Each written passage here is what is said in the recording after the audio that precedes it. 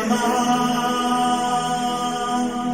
हरे हराय नमः।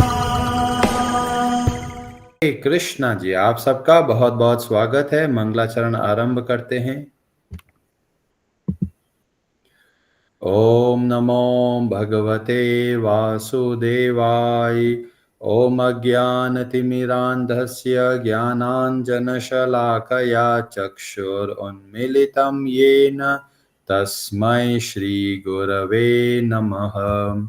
नमः ओम विष्णुपादाय कृष्णप्रेष्ठाय भूतले श्रीमते भक्तिवेदांत स्वामिनिति नामिने। नमस्ते सारस्वते देवे गौरवाणी प्रचारिणे निर्विशेष शून्यवादी पाश्चात्य देश तारिणे। जय श्री कृष्ण चैतन्य प्रभु नित्यानंद श्री अद्वैत गदाधर श्रीवासादि गौर भक्त वृंद। हरे कृष्ण कृष्ण कृष्ण हरे हरे, हरे राम राम राम हरे हरे। कार्पण्य दोषोपहत स्वभावः पृच्छामि त्वां धर्म सम्मूढचेताः। यच्छ्रेयः स्यान्निश्चितं ब्रूहि तन्मे शिष्यस्ते अहं शाधिमां त्वां प्रपन्नम्। हरे कृष्णा जी। भगवद गीता अध्याय 4 श्लोक नंबर 31 आरंभ करते हैं। ब्रजेश्वरी जी, आप पढ़ेंगे संस्कृत। हरे कृष्ण। नायं लोको अस्ति अयज्ञस्य कुतो अन्य कुरु सत्तमा। हरे कृष्ण। हरे कृष्ण। न कभी नहीं, अयम यह, लोकः लोक अस्ति है, अयज्ञस्य यज्ञ न करने वाले का, कुतः कहाँ है, अन्यः अन्य, कुरु सततम हे कुरुश्रेष्ठ। हे कुरुश्रेष्ठ, जब यज्ञ के बिना मनुष्य इस लोक में या इस जीवन में ही सुख पूर्वक नहीं रह सकता, तो फिर अगले जन्म में कैसे रह सकेगा। हरे कृष्णा जी।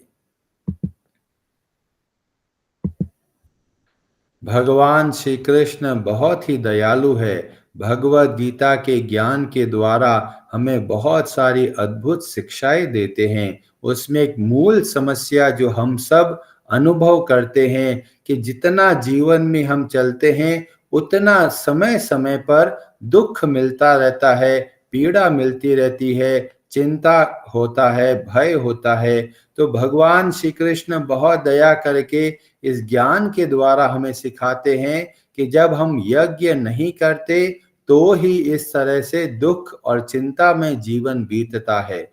जैसे जैसे अपने जीवन को यज्ञमय बनाते हैं, सेवामय बनाते हैं, भगवान की प्रसन्नता के लिए कार्य करने लगते हैं, तो हम स्वतः ही परम आनंद का अनुभव करते हैं। जो लोग सोचते हैं कि हमको तो स्वर्ग में जाके सुख भोगना है, तो यहाँ तो तपस्या तो करना पड़ेगा, तो कई बार ऐसा सोचते हैं या तो हम संसार का सुख ले ले या फिर जो आध्यात्मिक सुख है उसको प्राप्त कर ले। पर यहाँ पर भगवान श्री कृष्ण बताते हैं दोनों के दोनों संभव है, और वो भी एक साथ, और वह भी इस जीवन में ही संभव है।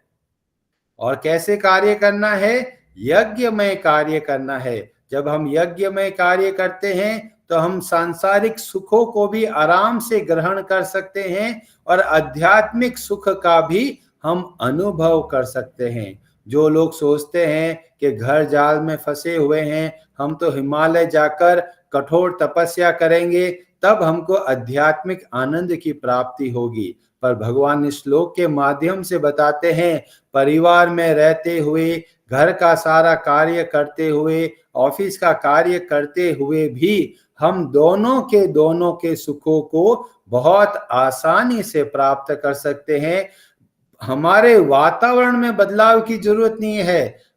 किस में जरूरत है? जरूरत है हमारे मन में जो भाव है उसको बदलने की आवश्यकता है। अभी हमारा मन ग्रसित है, कामनाओं के अधीन होकर ये संसार में कार्य करता है। तो भगवान बोल रहे हैं उस कामनाओं से बाहर निकलकर कार्य कीजिए। पहले आंतरिक परिवर्तन लाना जरूरी है। आंतरिक परिवर्तन आएगा तो बाहर की चीजें अपने आप सुधरने लग जाएगी। पर अगर अंदर ही गंदगी भरी हुई है तो बाहर कितना भी कार्य कर लीजिए वो गंदगी रहेगी ही रहेगी।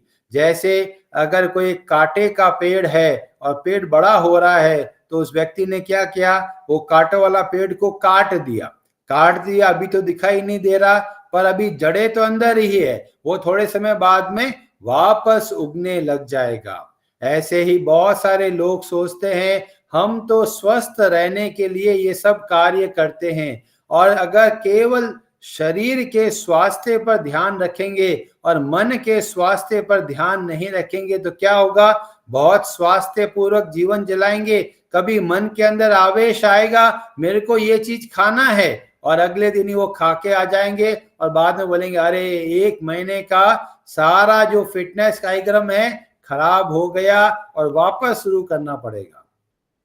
तो बाहरी वातावरण को बदलाव करने की आवश्यकता है, पर उससे भी अधिक है हमारे आंतरिक बदलाव लाने की। हमारा मन क्या सोचता है, मन कहाँ पर ज्यादा समय लगाता है और उसको किस तरीके से यज्ञमय बना सकते हैं। यहाँ पर भगवान श्री कृष्ण बहुत अद्भुत शब्द का प्रयोग करते हैं, अयज्ञस्य।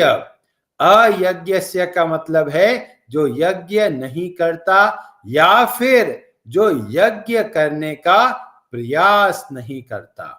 तो हम सबको चाहिए कि अपनी अपनी क्षमताओं के अनुसार थोड़ा थोड़ा प्रयास कीजिए।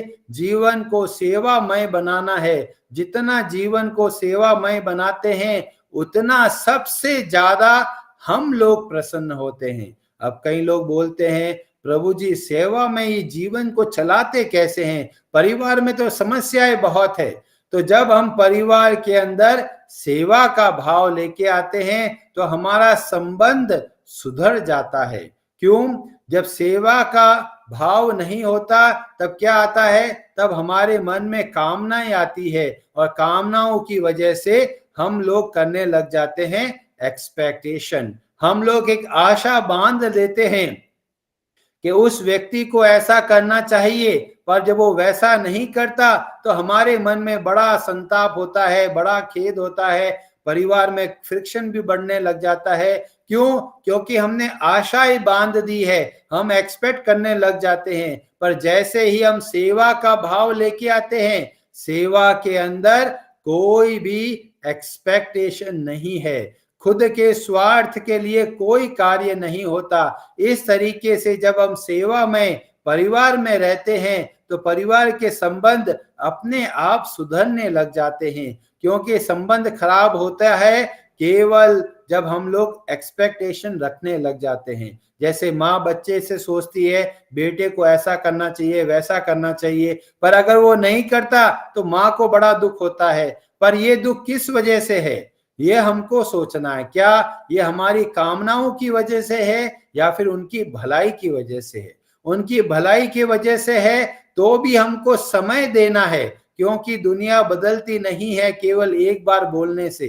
कई लोग सोचते हैं लोगों को बोलेंगे और तुरंत बदल जाएंगे, पर ऐसा संभव नहीं होता, क्योंकि हम लोगों का मशीनों से आसपास इतना समय बिताते हैं। तो मशीन का कैसे कार्य है, बटन दबाते हैं चलने लग जाती है।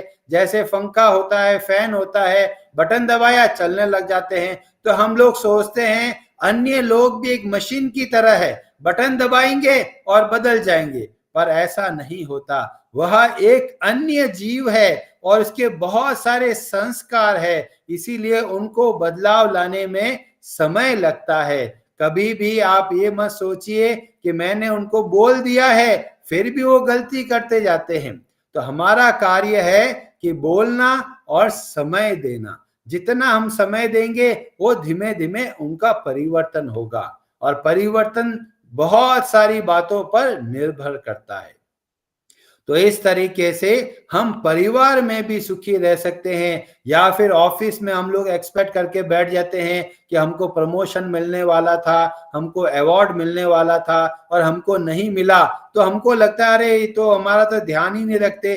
क्यों? क्योंकि जितना हम एक्सपेक्टेशन सेट कर लेते हैं, अगर उतना नहीं मिलता तो ही हम दुखी होते रहते हैं। तो इस श्लोक के माध्यम से हमको प्रेरणा मिलती है, धीमे धीमे जो आशाएं बांध लेते हैं उससे बाहर निकलकर सेवा के भाव से कार्य करना है। और सेवा के मूल के अंदर है कृतज्ञता का भाव, क्योंकि जितना हम लोग कृतज्ञता का भाव होगा उतना हमारी एक्सपेक्टेशन कम होगी।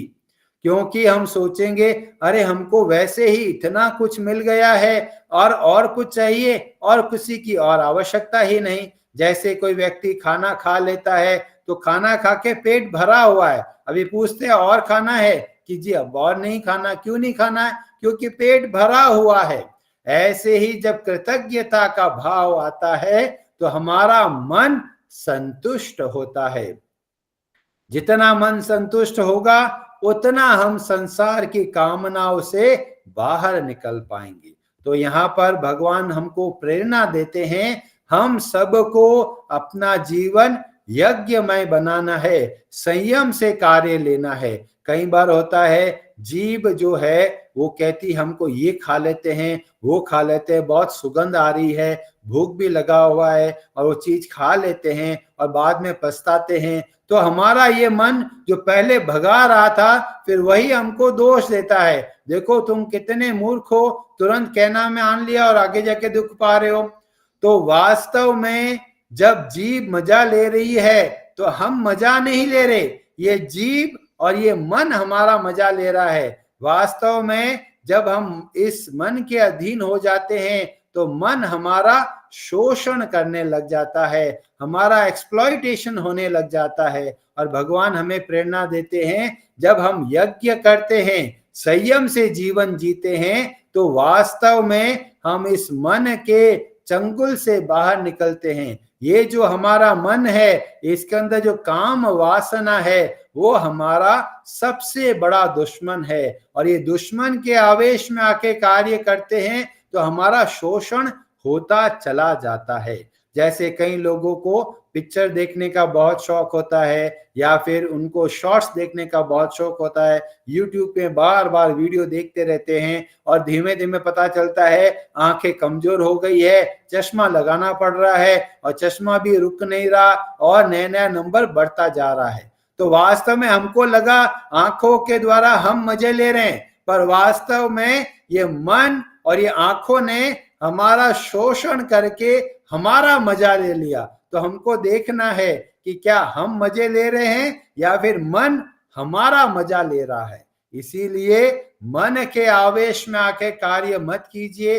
कैसे कार्य करना है? गुरु, साधु और शास्त्र के हिसाब से जीवन को चलाना है। उसको बोलते हैं संयम के साथ में। और पूरे यज्ञ के अंदर भगवान इस बात पर जोर देते हैं, जब हमको कार्य करना है संयम के साथ में करना है, डिसिप्लिन के साथ में करना है, भावों के साथ बहना नहीं है। और जब बहुत तरह के यज्ञों के बारे में बताया, आगे चलकर अध्याय 10 और श्लोक नंबर 25 के अंदर बताया गया सबसे बड़ा यज्ञ क्या होता है। तो बोला गया यज्ञानाम जप यज्ञो अस्मि। जितने भी तरह के यज्ञ होते हैं उसमें सबसे बड़ा यज्ञ है जब हम भगवान के नामों का जाप करते हैं, क्योंकि भगवान के नामों का जाप करने से हम भगवान का स्मरण कर पाते हैं। जितना हम भगवान का स्मरण करते हैं उतना भगवान के प्रति हमारा कृतज्ञता का भाव आता है। जो लोग सोचते हैं हम पूरा दिन काम करते हैं, भगवान का तो याद आता ही नहीं, तो इसका मतलब यह है हमारे हृदय के अंदर अभी कृतज्ञता का भाव नहीं आया। जितना कृतज्ञता का भाव रहेगा उतना हम भगवान का स्मरण कर पाएंगे। जैसे कोई बच्चा है, वो सोचता है भी माता पिता ने हमारे लिए इतना किया है, तो बार बार बच्चा सोचेगा कि मैं अपने माता पिता के लिए क्या करूं, क्या उन किस प्रकार से उनको प्रसन्नता प्रदान करूं। तो ये जो बार बार स्मरण का जो भाव आएगा वो तभी संभव है जब हमारे अंदर कृतज्ञता का भाव होगा। कई लोग सोचते हैं कृतज्ञता तो जी हमारे अंदर बहुत है, तो पता चल कितना आप भगवान को याद करते हैं कि भगवान, कई लोग बोलते हैं हम तो 24 घंटे भगवान का याद करते रहते हैं, पर वास्तव में देखा जाए तो मुश्किल से 5 मिनट भी भगवान का स्मरण नहीं कर पाते। तो अगर कृतज्ञता के साथ में जीवन जीना है तो भगवान की भक्ति को महत्व देना है। जो लोग कहते हैं जी हम तो बहुत भक्ति करते हैं, क्या आप नियम से भगवान के लिए जप करते हैं या शास्त्रों का अध्ययन करते हैं? अगर वो नहीं करते तो इसका मतलब अभी हमने भक्ति को महत्व नहीं दिया, और अगर भक्ति को महत्व नहीं देते तो इसका मतलब हमारे अंदर कृतज्ञता का भाव नहीं है। इसीलिए हर समय हमको बदलाव लाने की जरूरत है। भगवत गीता के ज्ञान को अपने जीवन में उतारना है, तभी हम इस अद्भुत ज्ञान का लाभ ले पाएंगे। कई लोग सोचते हैं ये तो अभी हमारे काम का नहीं है, पर ध्यान से देखेंगे तो ये भगवत गीता का सिद्धांत हमारे लिए बहुत बहुत आवश्यक है, और हम इसी क्षण ये अद्भुत ज्ञान को अपने जीवन में उतार सकते हैं और हर कार्य कृतज्ञता के साथ कर सकते हैं। जब कृतज्ञता का भाव रखते हैं तो यह एक यज्ञ बन जाता है, और जब यज्ञ के साथ कार्य करते हैं तो हम प्रसन्न चित्त रहने लग जाते हैं। लोग दूर से खुद ही बोलेंगे, अरे आप इतना प्रसन्न रहते हैं, आपके जीवन में तो इतना दुख है, फिर भी आप कोई चिंता नहीं करते।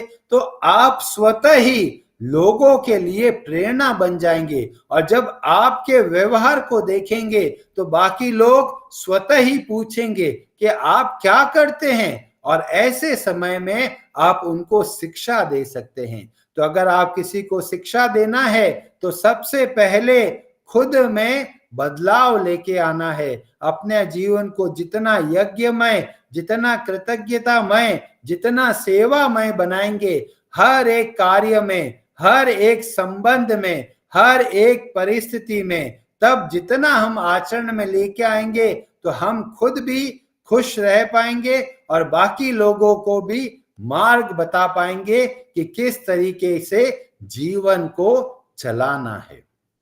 हरे कृष्णा जी, आप सबका बहुत बहुत धन्यवाद।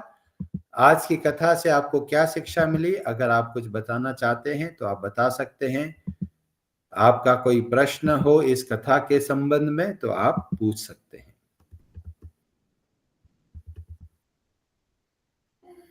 कार्तिक का महीना चल रहा है, ये बहुत अद्भुत समय है जहां पर हम भक्ति के नियमों को और अच्छे से कर सकते हैं। तो आप सबसे निवेदन है, कार्तिक के महीने का पूरा पूरा सदुपयोग कीजिए, अपना समय को स्कैन कीजिए, चेक कीजिए कहां कहां पर समय को हम व्यर्थ कर रहे हैं और कैसे उस व्यर्थ समय को हम भगवान की भक्ति में बदले।